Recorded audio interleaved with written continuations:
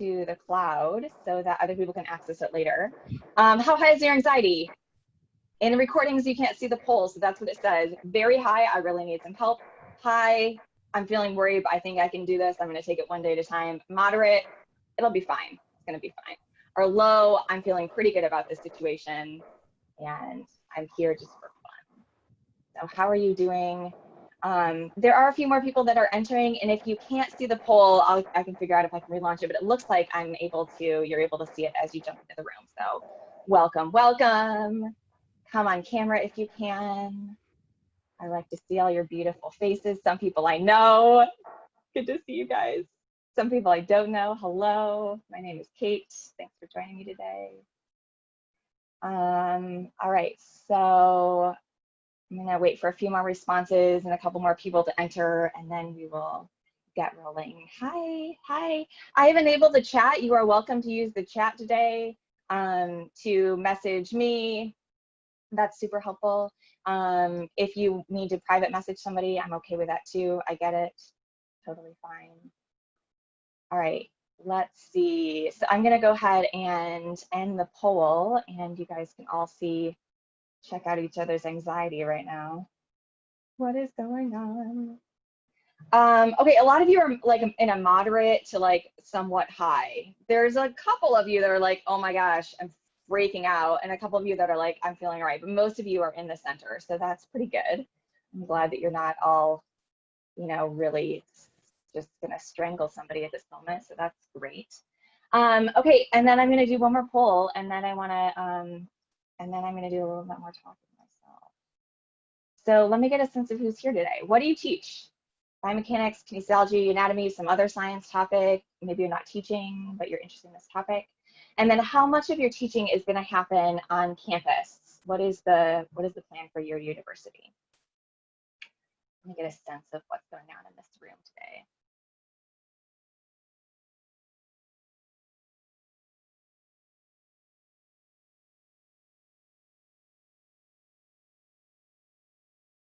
I also want to give a shout out to David Ortiz, who is one of our PhD students at USC and is mastering the admitting people for me. Thank you, David. You're awesome. Hello, friends. Hello, new friends and neighbors. Hello, fellow teachers. This is so fun, you guys.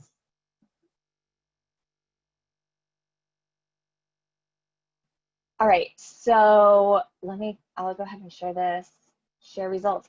A lot of you teach biomechanics. Oh my gosh, shocking, right? We're at a biomechanics virtual conference, so I'm so surprised. That's great. A couple of you fellow anatomy teachers, I teach anatomy.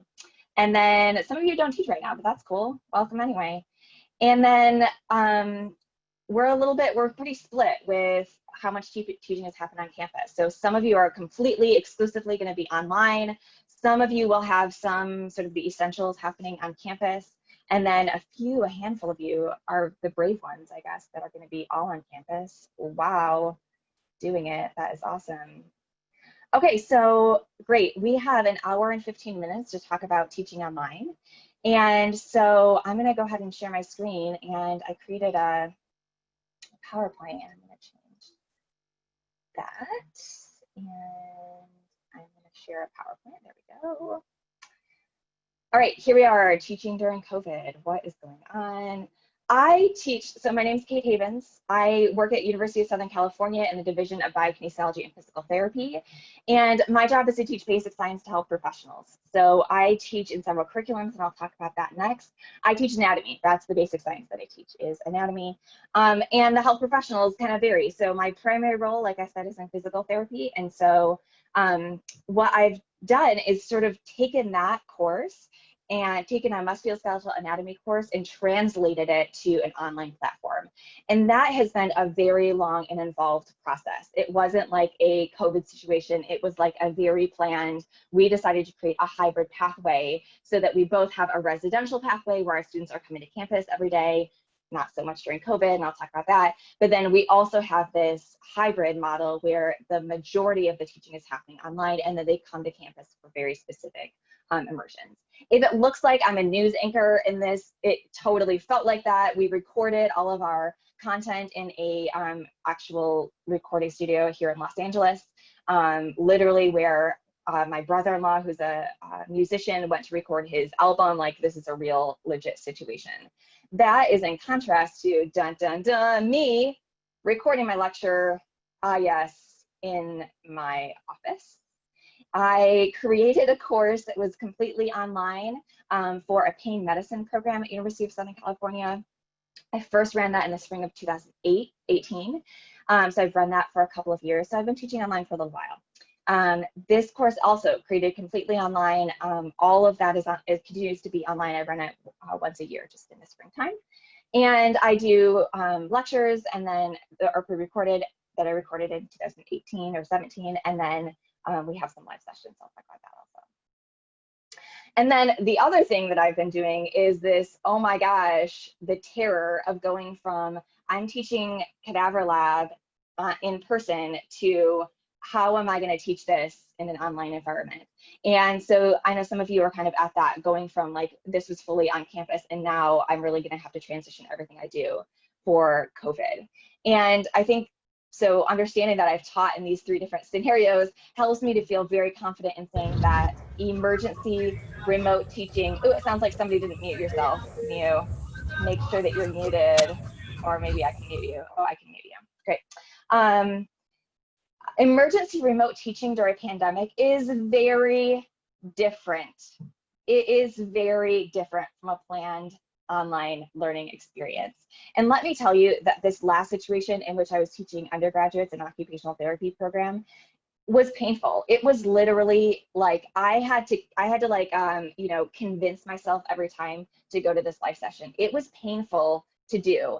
And part of that was some things that I'm going to talk about today. Like, we didn't set up clear expectations of our students, and so I think that is a really big thing to do. We didn't have a lot of time, right, to like transition. It was like 1 week we're going to be on campus, and the next week we weren't. So I'm going to talk a little bit about like, what are some things that I think that you could be doing now that will help you make this transition a little bit easier. So with that, I think the most important thing to do is to do your best. Absolutely. Like, what else can you do but just try to make it through this, do your best every day, and that's all you really can do to serve your students. With that in mind, we're going to do a quick breathing exercise. Everybody, please sit up straight. This is just a little mindful breathing I do with my students.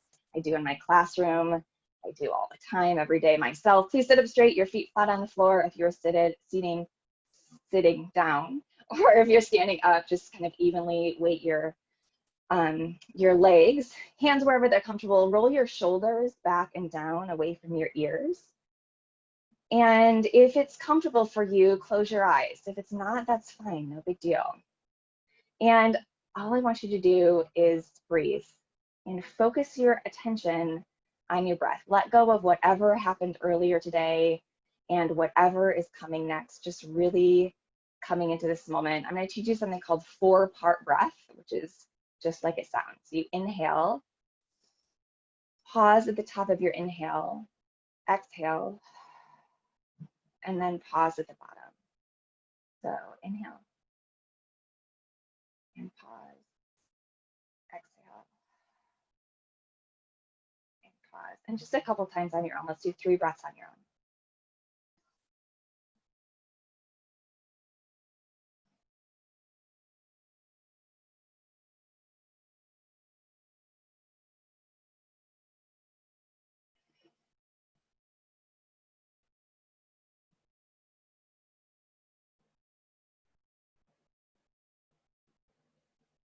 Okay, and blinking your eyes open.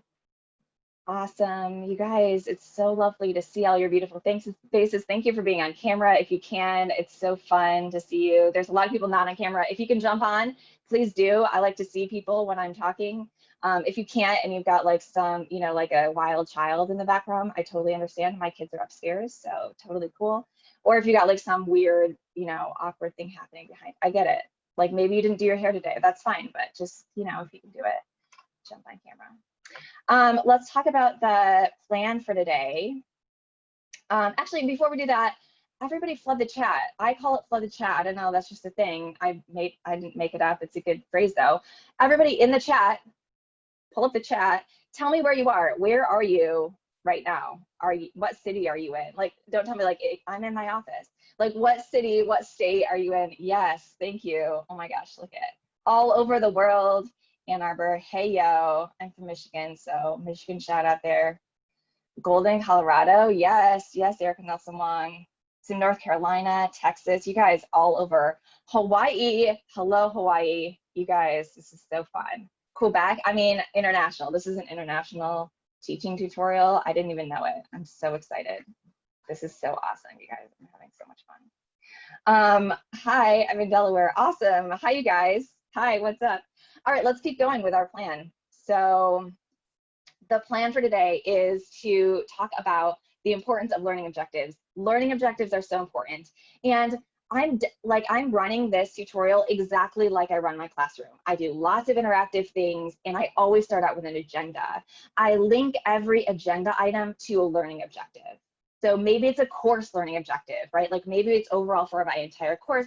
Maybe it's a learning objective for that particular unit. I teach anatomy, so maybe it's like a unit objective about the knee. I'll give you some examples. So this learning objective is identify some ways to separate your learning objectives into online and on-campus activities. How do you do that? A lot of you are going to be met with that challenge right now. Student engagement is next. So I want to describe some ways that I encourage student engagement through interactive activities. Let me give you some examples of how I do that. And then I'm also going to allow you to spend some time in small groups and breakouts to identify creative solutions through small group collaboration. So that is what we're doing today. Also, oh my gosh, an hour and 15 minutes is really just not that long to talk about this. And so I was like, you know what, let me continue this conversation. I'm gonna run 2 additional workshops next Wednesday and the following Wednesday. And hopefully that will get you a little bit closer to starting days for your semester. So those 2 are gonna happen. I am at the end of this gonna give out a Google form, which will allow you to give me your email address, tell me if you're interested in continuing that so I can give you that information and how to link to that a little bit later. But I just wanna tell you ahead of time, hey, I'm gonna do this. I know an hour is not very long. And I decided, you know what, let's make some donations to Black Lives Matter because that seems like a good service item also. Yeah, thanks for the thumbs up. Okay, let me start out with a little bit of vocabulary so that we're all on the same page. I don't want to be walking through some things and have you like, I have no idea what you're talking about. A flipped classroom is how I run most of my classes. And that means it's a pedagogical approach where direct instruction moves from a group environment to individual learning spaces. So I took this like fun little image from Google. Thank you, Google. Traditionally, right, I'm like lecturing to a whole mass of students, maybe like 100 people in a lecture hall. Hello, COVID, that is not what we're doing anymore. Our homework activities were happening at home, and now that has to really kind of change. So now lecture is happening with you looking at me on a screen, and the classroom activities, maybe not people sitting around a table, or maybe that's true, but this classroom activity is really where you're doing more of the interactive stuff with your students. Async or asynchronous material is material that is delivered to students ahead of time that students can watch and review at any time. So nice when they can review that material and you don't have to be like, remember how I said that in lecture and you don't remember it because that was a long time ago. Yeah, just go rewatch that. Thank you. Synchronous or live sessions. I usually use the term live session, but synchronous is another word for that. Live video chats, that's what we're doing today, is all being together and you're watching me in real time, live. Maybe not 3D, but still live. Okay, start with your learning objectives. If you are having a hard time with like how do I divide my classroom now into online activity and on-campus activity, start with your learning objectives. And if that's not something you're comfortable with, like okay, maybe you haven't looked at your learning objectives recently. You haven't looked at course objectives, you haven't reevaluated that. A lot of this process is to kind of take something and like pick it up and look at it and like, oh, is this really what I want to be doing? And starting with your learning objectives is really a great place to do that. If you haven't looked at your learning objectives recently, maybe you look at your assessments. Like, how have you been evaluating your students on something, right? And those are probably related to your learning objectives. So if thinking about learning objectives is something that you haven't considered lately, maybe kind of do it in reverse and say like, how have I been evaluating my students and how does that relate to sort of the overall learning objectives that I have? Take those learning objectives and figure out how to do this. How can you meet these same exact objectives, even if you use a different pathway to get there? So what can be accomplished through distance learning and what has to be done in person, or what really has to be modified the very most in order to get to that learning objective? So start there. I think that if you're ever in question about how to do something, go back to your learning objectives. What do I really want my students to be getting out of this class or this unit? Something like that. Okay, so let me give you a couple examples. So I'm thinking about my musculoskeletal anatomy course, and we have didactic material. The overall learning objectives is that students master anatomical science knowledge through didactic instructions. And so we do that traditionally in our residential program by doing large classroom instruction. I'm standing there talking to 100 people 4 hours a week. That's not what we're doing anymore. Now we have flipped our classroom. Students watch interactive live lecture materials delivered online. And interactive means that I'm not lecturing for a full hour, right? I lecture for 5 or 10 minutes, and then I ask students a question to give them a chance to, give me some assessment about whether they understood what I was saying. Were they listening? Right? That's about 2.5 hours per week. And notice I went from 4 hours a week to 2.5, but I'm also going to do some live session with faculty members. So my lecture material is not going to be quite as long as it was in the classroom because I don't have to stop for breaks. I don't have to stop for student questions, right? I can really just kind of give all this information, and then during live session is really where I'm getting to interact with the students. Did they really understand this? What does that look like? These live sessions we do with smaller groups, and we are able to do that. I get that that's not possible for everybody, but if possible, having smaller groups for live sessions makes it a lot easier to interact with your students. Labs. So again, mastering anatomical science knowledge through cadaver experiences, through 3-dimensional cadaver experiences. And traditionally, we've done full body cadaver dissection 4 hours a week, and we're not going to do that this time. Dissection, as many of you likely can appreciate, takes a long time to master and is very difficult. And so we decided to change that to do cadaver prosection. So our teaching team is in there right now, going in to dissect for our students ahead of time, so that our students are going in to look at prosected cadavers. And now the lab time is significantly reduced, 2 hours every other week rather than 4 hours every week. They're not dissecting, so there's that big chunk of time of just dissection. And we felt like we could still get to this learning objective of mastering this knowledge, giving them a cadaveric experience, but having it really limited in this time of COVID, where it's just not possible to, be in large groups. So that was part of our motivation too. Here's another example. This is an example from a class that I teach with Cornelia Kulig, who I see here on my screen. Thank you for being here, Dr. Kulig. We teach an analytical anatomy class together, so it's really a bridge between the musculoskeletal content and patient management. We teach in a clinical curriculum. So here's this example. On a live participant, identify and clinically explain some bony structures, and here's these bony structures that they need to identify. Okay, in the residential program, what we typically do is have them in lab and have them practice on each other, right? Here, you sit down with your partner. Now one person is the model and one person is the therapist. Now switch. And now we have to figure out a different way to accomplish this. So let me describe how we did that.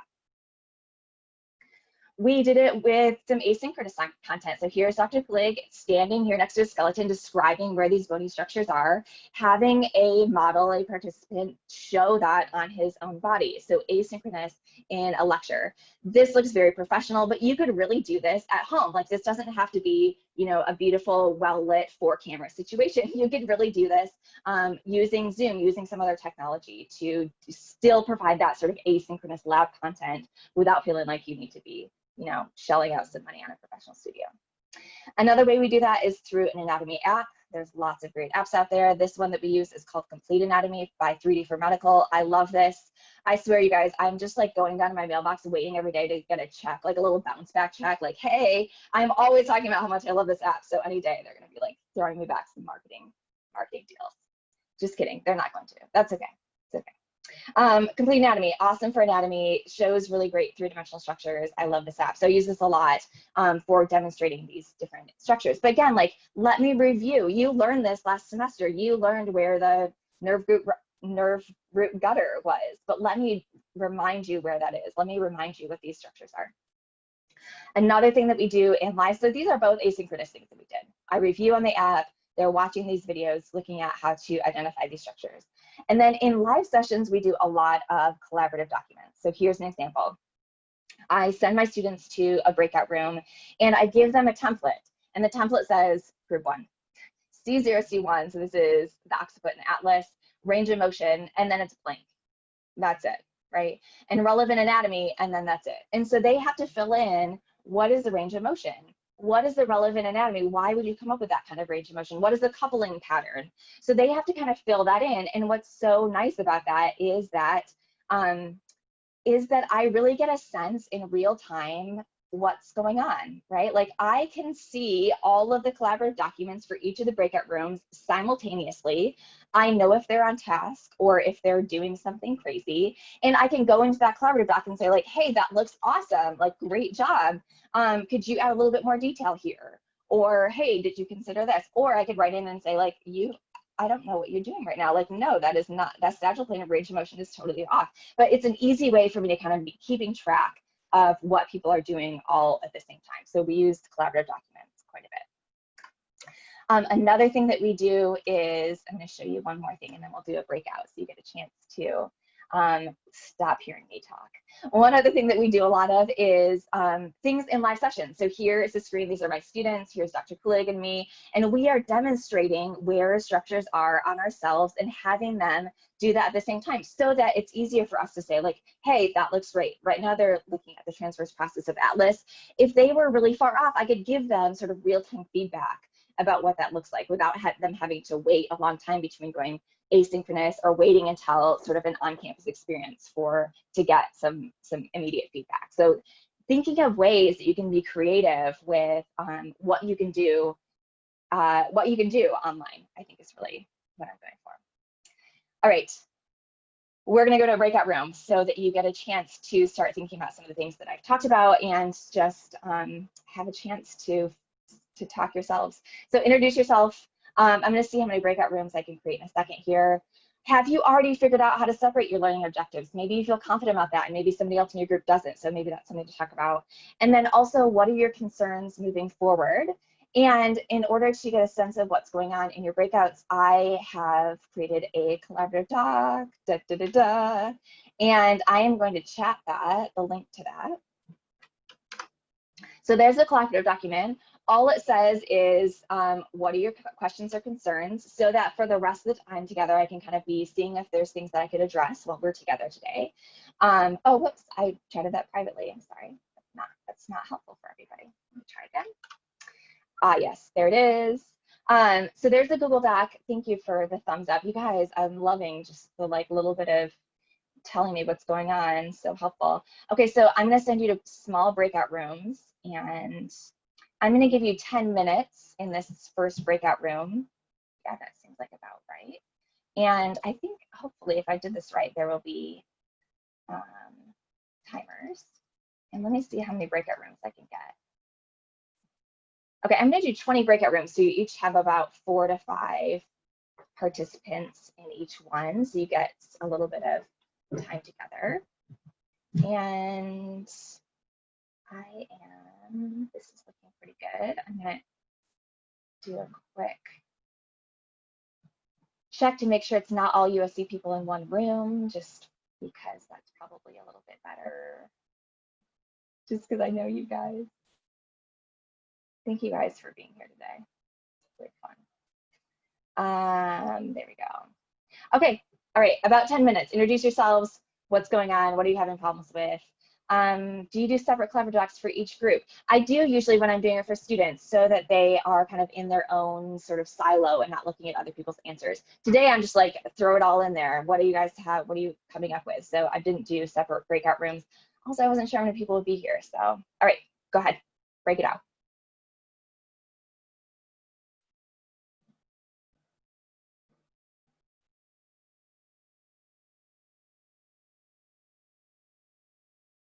Start recording again. Oh, I hate when I forget to press the record again thing. So I'm always so proud of myself when I remember. Okay, everybody, thank you for doing small breakouts and coming on back. So really great questions going on in the collaborative document, really helpful for me to see kind of where people's concerns are. Some of these I'm definitely going to be addressing today, so hopefully we'll get to a majority of them. There's obviously things that I won't get to, and we can continue conversations later. So awesome. I'm gonna keep going on my little PowerPoint here. Students, okay. Prime your students for a new format of learning we found to be really important. And that means, you know, if you're gonna flip your classroom, talking to students about what their schedule might look like. I would not, and I don't do this, like I don't watch all of my asynchronous content in one shot. Like I don't sit down for 2.5 hours and like go through all of my async at one time. I don't think that's a good method. So talking to students about like what their schedule might look like, what is that daily schedule? How might they prepare themselves for your synchronous sessions? How might they prepare themselves for days that they're going onto campus? What do they need to do? You know, maybe they need to do some kind of checking in about their COVID symptoms, but beyond that, like, are there materials that you could give them ahead of time to prepare them to be on campus? So just doing a lot of prep and communication with your students, I think, is important. Setting clear expectations for your first day of class. And so this, I'm going to talk through some things that I think are helpful, maybe things to be considering about ways to set your students up for success. But really setting clear expectations. I think one of the things that I had a hard time with in my undergraduate class when we did this very quick transition was that there were like 25 students in my class, and like 2 of them would be on camera during our live sessions. And I was co-teaching, and we just didn't set that up as an expectation. And I think that made it really painful to just like feel like you're talking to a bunch of screens and not people. You know, you guys, you're people, we're all people, right? And keeping that in mind as you're engaging with your students is important, that they're not just these computers and screens, that they're really people. So setting up some good expectations. All right, so some things to consider. Do you expect your students to use their webcams? And do you want to see them on video? I think that that's an important thing to set up from the beginning, because otherwise they might just not, and it's really hard to see if they're engaged if they're not on camera. Muting audio, you guys all did a great job of this. You mute unless you're actually going to be speaking, right? So keeping that as a clear expectation from the beginning. Use of headphones. I just heard my 4-year-old upstairs crying, and you probably couldn't hear that because I've got headphones that are sort of like helpful in reducing noise from the outside. So that's a good expectation of your students too. If possible, use headphones, wireless, wired, whatever. A distraction-free environment. And so that's really can be hard for students, but is a good expectation to set up from the beginning. Like, you know, it used to be kind of like, oh, don't be at a Starbucks where I can hear the espresso machine happening in the background. Now we're not so much hanging out at Starbucks, but you know, finding an area that can be quiet during your live session times. And speaking versus chatting. So sometimes in class, you might want students to be able to unmute themselves easily and speak up. And you know, that's especially true if you don't have a lot of students in class, but otherwise you might want them to use the chat, but just being very clear about what they're using the chat for. Is it okay for them to private chat you a question, or is that going to be too much for you? Is that going to be too distracting and hard to manage both a private chat and also what's happening in your classroom? Are you okay with them private chatting a friend to ask them a question, or is that going to be clearly distracting? Like, I'm sure you've been in some meeting where you see a colleague or a student who's like laughing at something and you're like, what I said was not funny, and so I can tell that you're like doing something on the side, right? So like sometimes that can be really distracting, and being clear about your expectations for that. I mean, of course, you're going to have some sidebar conversations happening, whatever you do. We do the same thing, but it's good to have those expectations. Hand gestures for communication, like we've already been doing some thumbs up, some waving. That can be a really helpful way just to like have a big sort of what's going on in the room. I do a lot of just like, hey, give me a high five, or give me a thumbs up if things are going okay.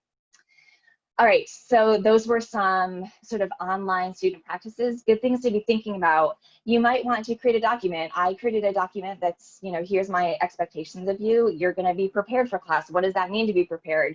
I wanna see you on camera. So creating kind of a document to start out the students on the right foot can be really helpful. I'm happy to share that document if that would be helpful too.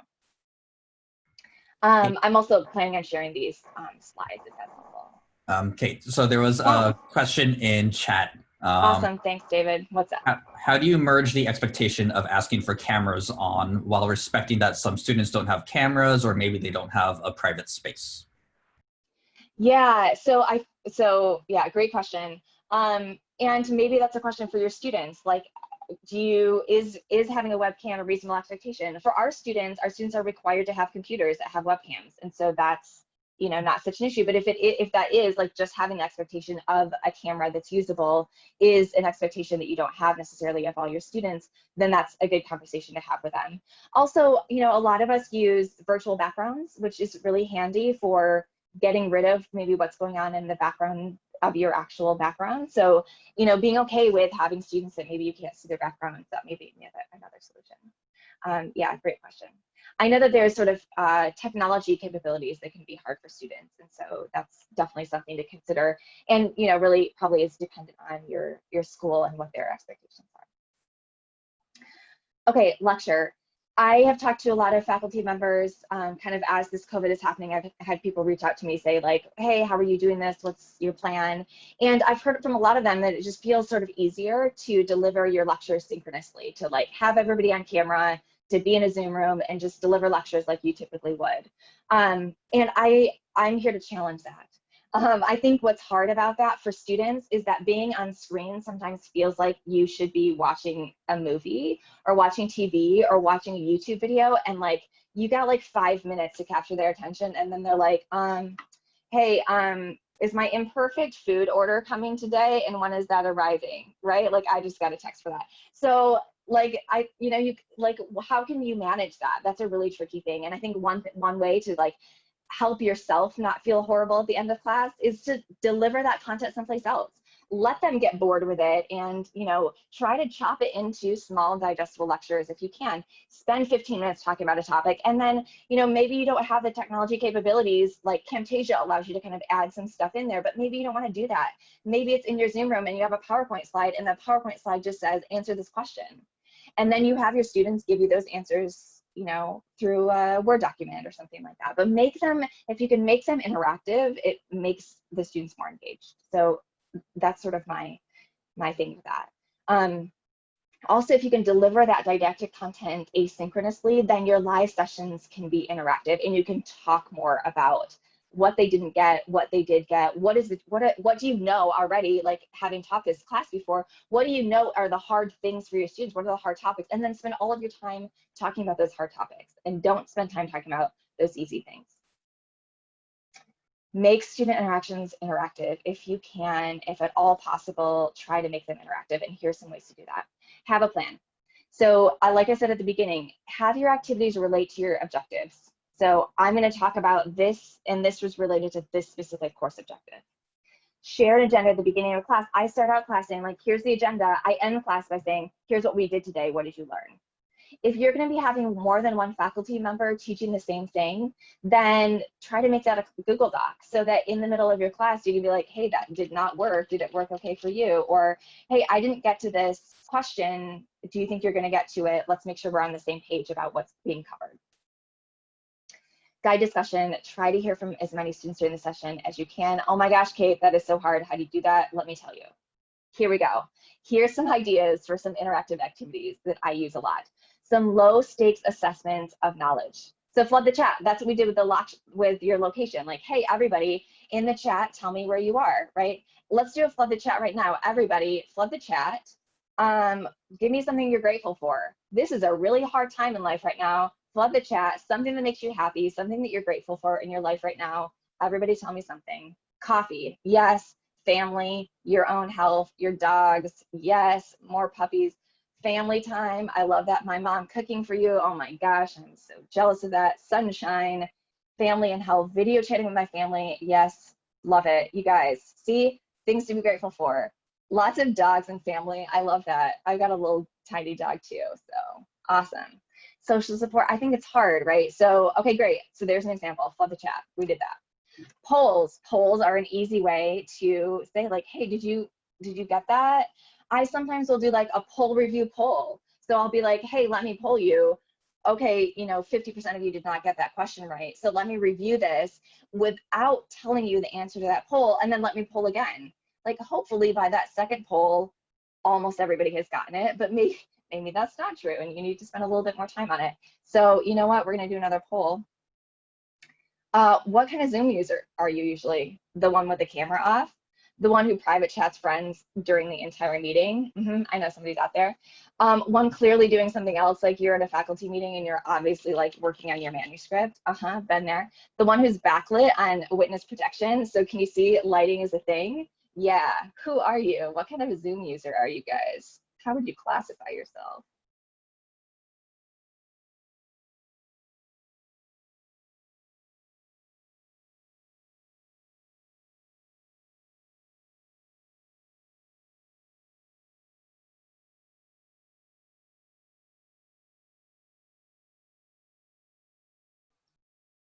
All right, everybody's come up, almost everybody's come up with something. Some of you are maybe offended by this. Maybe I should have like an other category that's like, I'm the best Zoom user. I don't do any of those things, Kate. I'm such a good human. Here's the results. Yes, you people with your camera off. I know you. I know you. Clearly doing something else. I know when your like eyes are like darting back and forth on a screen and they shouldn't be. Yep. Most of you clearly doing something else. That's cool. I get it. We got a lot to do right now. You know, it's hard to manage all the things. It really is. Okay, popcorn or hot potato is another thing. I'm going to go back to my screen, my other screen in a second, so you can view these. But we call it different things, but it's just a way to be like, hey, Craig, you start out, like, answer this question, and then you're going to hand it off to Michael. Okay, and then Michael picks somebody else. So it's a way for your students to pick on each other so that you don't feel like you're always picking on the same students. Or maybe you start out picking on a student that doesn't talk very much, right? Or maybe you had some activities that they did during their asynchronous, and then you can say like, hey, this student who doesn't talk very much had this great, you wouldn't say that to the students, but you could say, hey, like, let me choose an answer from a person that typically doesn't talk as much in class, and let me start out the popcorn with that person. Or let me say like, hey, I really liked your flood the chat answer. Can you say more about that? So those are some good ways to kind of get students to do that. All right, I'm gonna go back to sharing my screen so we can keep going. And David, thank you so much for managing my chat for me. Sorry, I can't do it all right now. So let me know if there's things I should be addressing. Other interactive activity ideas, breakouts. You guys have already done this. We're gonna do another breakout if we should have a little bit of time to do that. A shared whiteboard. Okay, so this is a cool feature in Zoom where you can share a blank screen basically. And so you know what, let me just demonstrate doing that. Here we go. Here's a whiteboard. Ta-da! How's that for a heart? Love ASB. Right, so I can draw on something, but I could also allow my students to draw something, or they could contribute. They could like, hey, I want you to draw this structure, and you draw this, and you draw this, and you draw this, and you draw this. So they're all kind of contributing. It's just like it's an easy way to do that. Another thing you can do is have everybody annotate something. So this is also a Zoom feature where I can say like, I can just annotate on my actual PowerPoint screen, and I can have students do that as well. Let's see, can I change the settings so that you guys can try this out?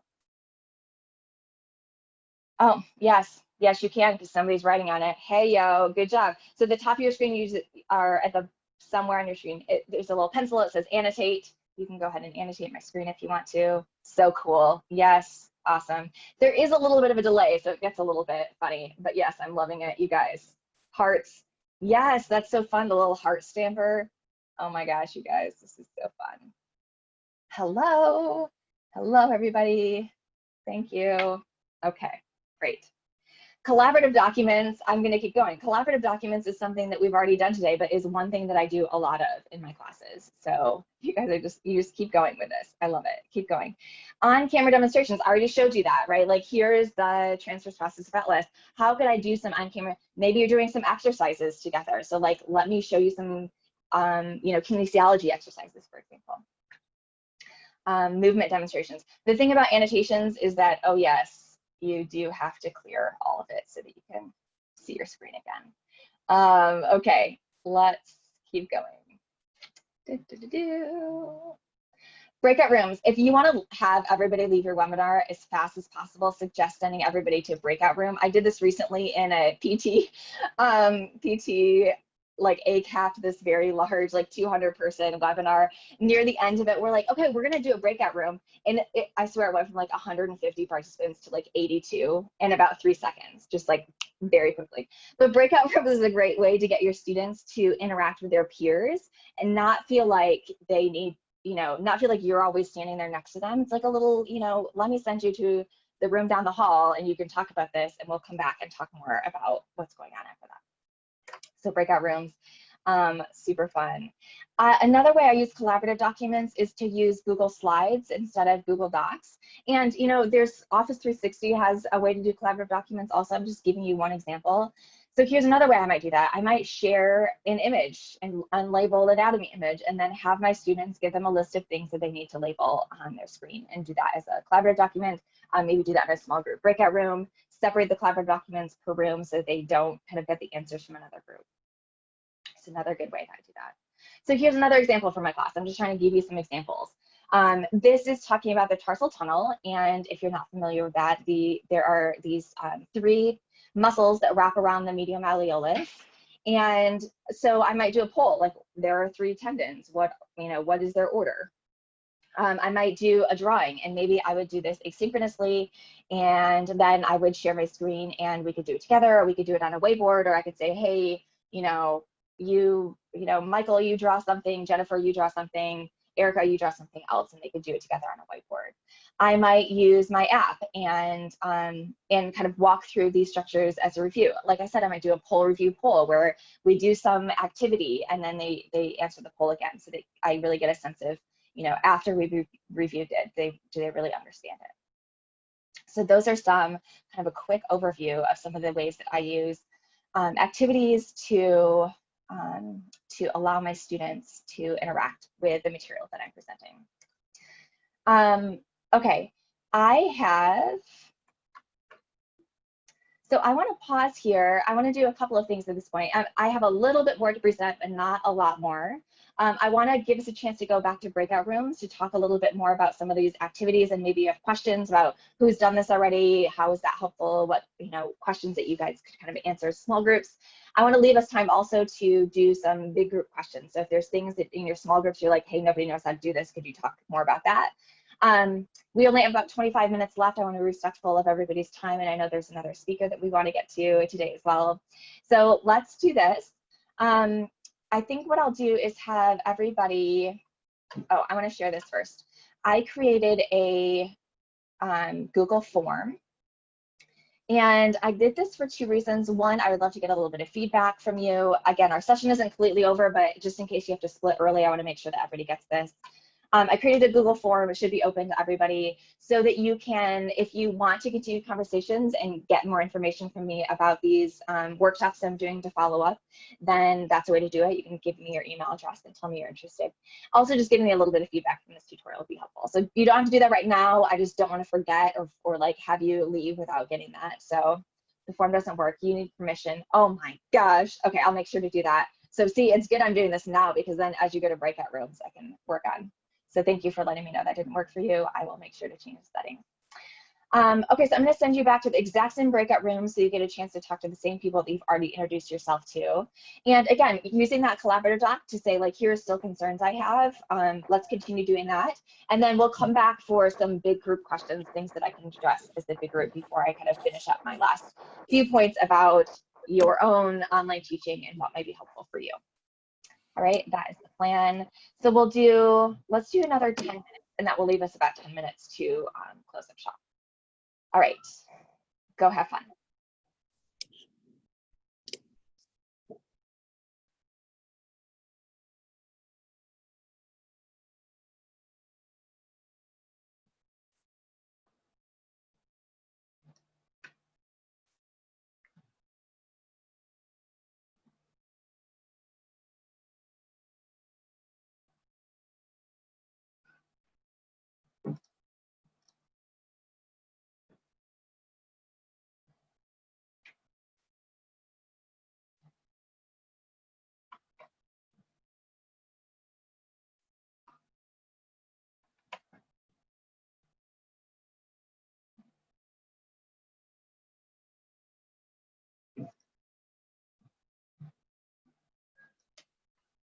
Hi, sorry, I see you using that recently.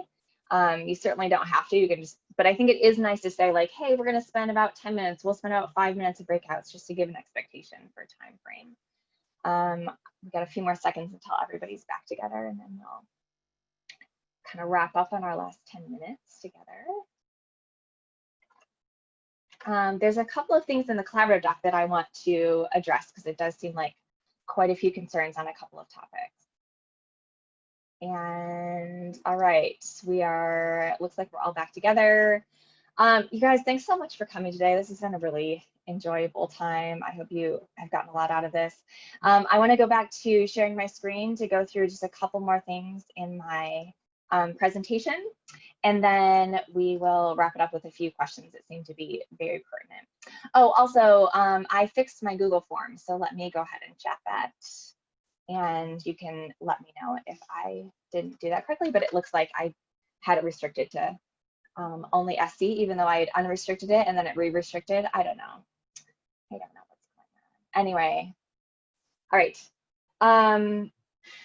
So I already talked about headphone use in students, also helpful for you to use headphones. I always, not always, all right, I usually restart my computer before I start a live session because it kind of fixes some of the weird things that can happen. Maybe my internet's not working great or whatever. It just sometimes is nice to do a hard restart. If you can be wired connected, that's super helpful, and be obviously on camera yourself. With Zoom, you can also do a call in. So I have colleagues that will always use their phone. The phone lines seem to be a little bit easier or sort of better for connection. So maybe you just always use your phone for voice. And then if your camera goes out, not such a big deal necessarily. Worked fine. Okay, thank you for the feedback about the Google form. Have your documents ready. So usually I'll have the agenda up on my screen. I might have some slides from the lecture that I want to review. Maybe I'll have my other app.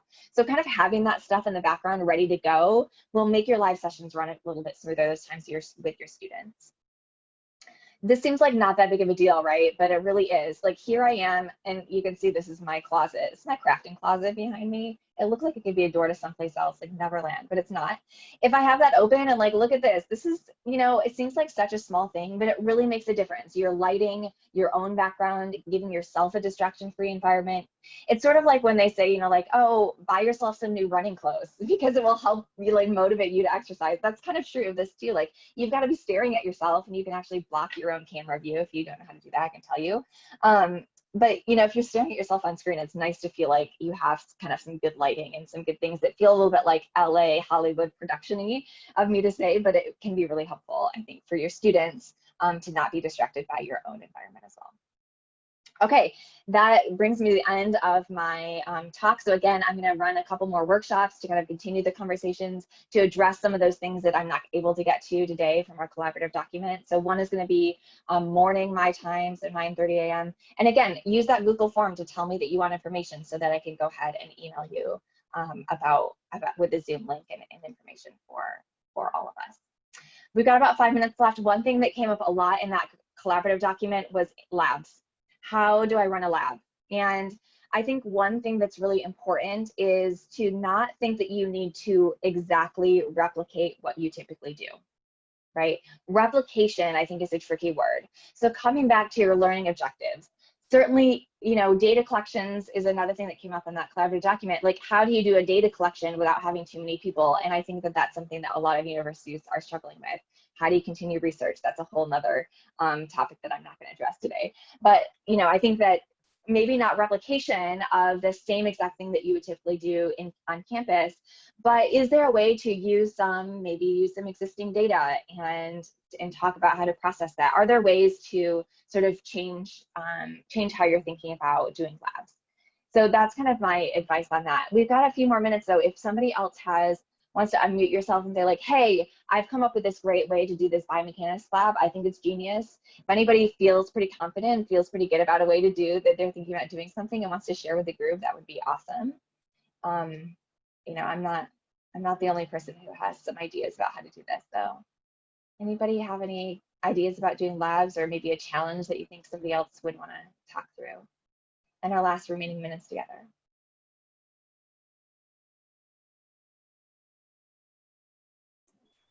There's a question in the chat about, are the two workshops different? Yeah, thanks. I just saw that. I'm like holding this like uncomfortable silence for a second though to see if anybody else wants to talk.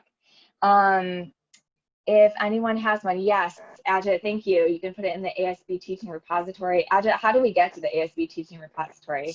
Also, to address the other question, the workshops are going to be different, probably different people. Happy to do different topics. I'm going to base it on the Google form. So I asked you to kind of give me a topic that you think would be important to kind of continue conversations on. I'll do that one time. One day I'll do a different topic the other day. So they'll be different. And then Ajit, tell us how to get to the teaching repository. So I can't remember the exact pathway, but it's from the ASB website. And then there's a link you can go to the ASB teaching repository. If you've never done it before, you will have to like create an account or something, but it's really useful. A lot of people have posted things, and this was, you know, kind of with the flipped classroom idea, people were posting more and more things. So some of those things may apply very well even in a distance learning setting. Oh, there you go. David posted it. Oh, David, all over it. Thank you for being all over it. That's so awesome. Okay, great. So good, teacher repository, good for all of us to know about. Seems like a good source for all of us. We just have a couple of minutes left. One question on the collaborative doc was keeping students engaged instead of them suffering from Zoom fatigue. That's real, right? Like, I have never spent so much time on Zoom in my entire life as I did starting March 15th. And I think doing these things, right? These things that I'm suggesting, do flood the chats, do polls, keep it interactive. So they're not just like sitting there staring at you or staring at each other. They're really having to be engaged in the material that you're talking about, and engaging will kind of prevent them from feeling like they're just sitting on a screen all day. I think that's a really important thing to think about. Jeremiah Tate says, we have some cadaver pictures that are slightly difficult to understand. Yeah, I like that. So using images, cadaver images, like maybe you have lab images that would be helpful. Another thing that was up on the collaborative document was, how do you do exams? That's a tricky one also. One thing that we're gonna do is use multiple computers. So our students are required to have both a computer and an iPad or a tablet. And so they will be taking their exam on a computer and then also have to be on Zoom on a camera that they have at 90 degrees so that we can proctor. And that's one way that we're going to be using our TAs. So it's another question that came up, like, how do you use your TAs? So that's another way that we're going to be using them. We don't have our teaching assistants run our live sessions, but we do often have them there to help us out with things even that David are doing today, like managing chats or helping you build breakout rooms, stuff like that, or ways to keep them engaged. We just have about 1 more minute. I know software exists remotely, Proctor exams. Yeah, so we use a program called ExamSoft. There's other programs called, like, ProctorTrack is one that's sort of a big brother sort of system for doing that. So I'm sure there's other things, you know, of course it depends on what your university is able to provide and provide support for. So yeah, guys, we did it. We're reaching our limit here at the end of on our time together. Thanks so much for joining me. Please do fill out that Google form. I'll link it one more time here in the chat. So really helpful if you can give me feedback. And then again, if you want to come to my workshops in the next couple of weeks, that would be awesome. Thanks so much for joining me. Happy ASB, everybody. Do all the things. You're awesome. Bye.